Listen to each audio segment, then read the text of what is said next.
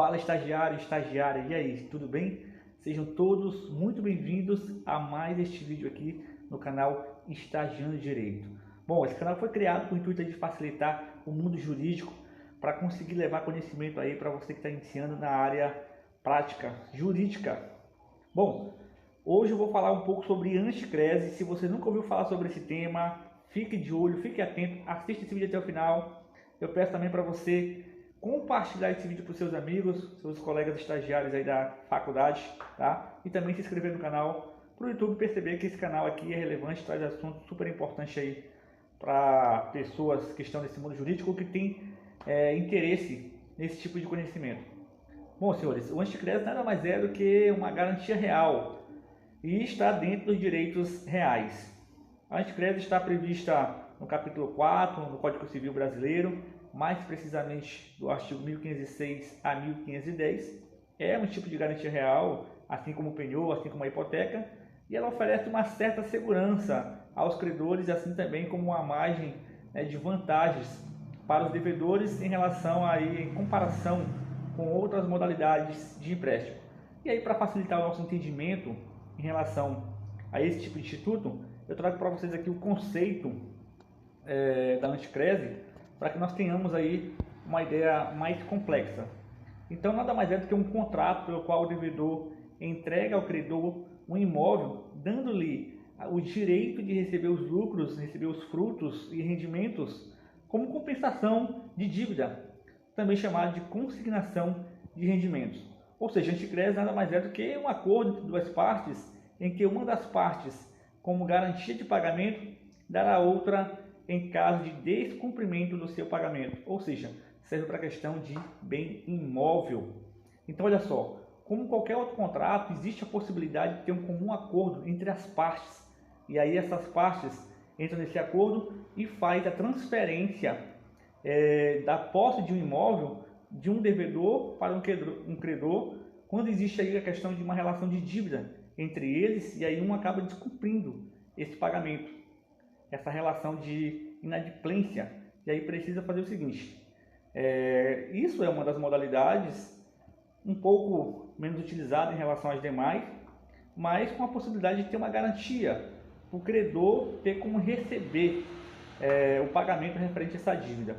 Então o devedor transfere a posse deste imóvel para o credor recebe através de um registro no cartório. E aí, quando ele recebe, ele tem a possibilidade de trabalhar, ele pode alugar esse imóvel, ele pode arrendar esse imóvel, ou seja, ele vai ter o poder de usufruir, esse direito de usufruir os frutos dos rendimentos, e ele vai pegar essas mensalidades, esses valores referentes aos aluguéis, e ele vai compensar as dívidas do devedor. O que é mais legal é o seguinte, que existe um contrato com tempo determinado ou determinável. No momento em que essa dívida é findada, extinta, a posse é transferida novamente do credor para o devedor. Bom, dito isso, eu passo para mostrar para vocês aqui um pequeno exemplo de Anticrese. Então, o exemplo seria o seguinte, quando o locador repassa ao credor os valores mensais recebidos a título de aluguel do imóvel. Suponhamos que eu tenho uma dívida com você no valor basicamente de R$20.000. E aí você começa a me cobrar porque eu estou inadimplente com você, eu descumpri o pagamento que eu tinha em relação a essa dívida. O que eu faço? Eu tenho ali umas kitnets, o que eu posso fazer? Eu converso com você, entro em acordo e transfiro indo no cartório, faz o registro direitinho e eu passo a posse do meu imóvel para você, e você faz o seguinte, recebe, e aí você vai receber os valores dos aluguéis, você pode arrendar, pode alugar, e aí essa dívida, todo o valor que você arrecadar desse imóvel, você começa a compensar na nossa dívida. E aí, assim que efetivar o pagamento quitar toda essa dívida, aí você me transfere de volta. E é o mesmo processo, precisa ir no cartório e fazer totalmente o registro de transferência de posse. Lembrando que é posse e não é propriedade, tá? Outra questão importante, o credor, ele não tem a possibilidade, ele não tem o direito de venda judicial, ou seja, ele não pode vender esse imóvel, ele apenas tem a posse, ele pode usufruir, ele pode arrendar, pode alugar, mas não pode vender, ok, pessoal? Então, avançamos, aqui eu falo um pouco rapidamente sobre as partes, como qualquer outro contrato, existem as partes, né? Então aqui nós temos o devedor e nós temos o credor, ambos, né? Então os dois eu posso chamar de anticrecistas, porque faz parte do Instituto Anticrese. Então, anticrecista na figura do devedor, a pessoa que está devendo, e anticrecista na figura do credor, a pessoa que tem ali a receber, a pessoa que vendeu, certo? Vendeu algo, tem uma dívida com o outro no caso. Então, o credor que tem a receber, o devedor que tem a pagar.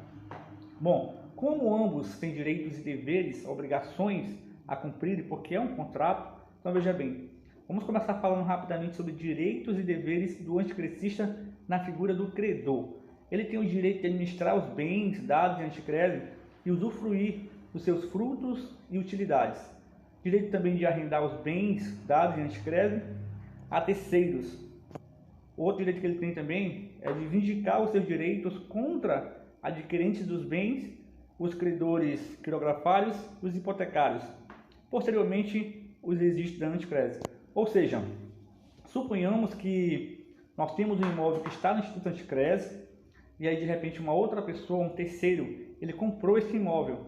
Então, a pessoa que está, o credor no caso, ele tem o direito de vindicar. O que é isso? Ele defender, proteger aquele bem até o momento que findar aquele contrato. A partir do momento que findar aquele contrato, aí sim ele pode devolver o imóvel, porque está previsto em lei, está no contrato. Uma outra questão também, a pessoa que está, o terceiro que está comprando o imóvel, ele pode até pagar tudo aquilo que está faltando para fechar o débito para o credor. E aí, findando essa dívida, ele pode passar já o imóvel para o nome do terceiro que está comprando.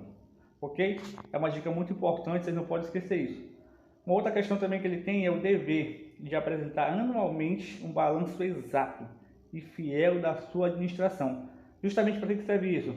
Para que o devedor ele tenha ciências dos seus atos, de como o credor ele está utilizando do seu bem imóvel, se ele está cuidando do seu bem imóvel, quanto que ele tem ainda a pagar, quanto que falta para poder fechar a dívida.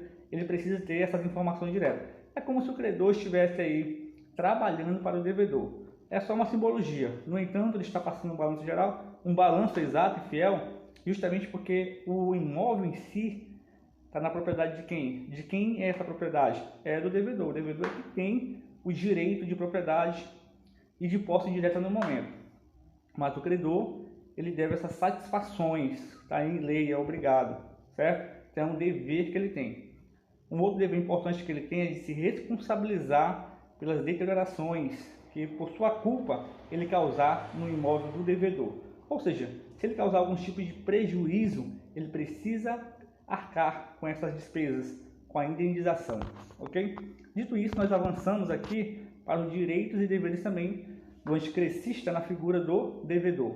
Então, o devedor deve permitir a utilização do bem e pagar a dívida, podendo pedir também indenização caso o credor lhe cause algum tipo de prejuízo. É que eu citei para vocês agora há pouco, na situação do dever lá do anticrecista na figura do credor. Se causar algum prejuízo, o devedor pode pedir indenização, tá? Pelo prejuízo que foi lhe causado no seu imóvel, certo? Avançamos então para as formas de extinção da anticrese. Olha só, a anticrese extingue-se ao extinguir-se o crédito garantido. Olha o que diz o artigo 1510 do nosso Código Civil. O adquirente dos bens dados em anticrese poderá remi-los antes do vencimento da dívida, pagando a sua totalidade à data do pedido de remissão e emitir, se for o caso, na sua posse. Então, dando continuidade, as possibilidades, as formas de extinção da anticrese são 5 modalidades.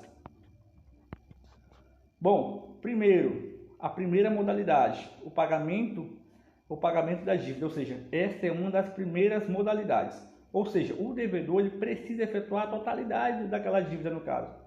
Pagou toda aquela dívida, zerou, aí sim nós temos uma das primeiras formas de extinção da anticrese. A segunda forma, super interessante também, que é pelo término do prazo legal. Se vocês forem buscar no Código Civil, está previsto lá no máximo 15 anos no Código Civil. Se passou os 15 anos, extinção. A outra possibilidade é o perecimento do bem anticrético. Não é da dívida, é do bem. A outra possibilidade é desapropriação. Vocês sabem que por vezes a administração pública ela pode desapropriar o imóvel de alguém.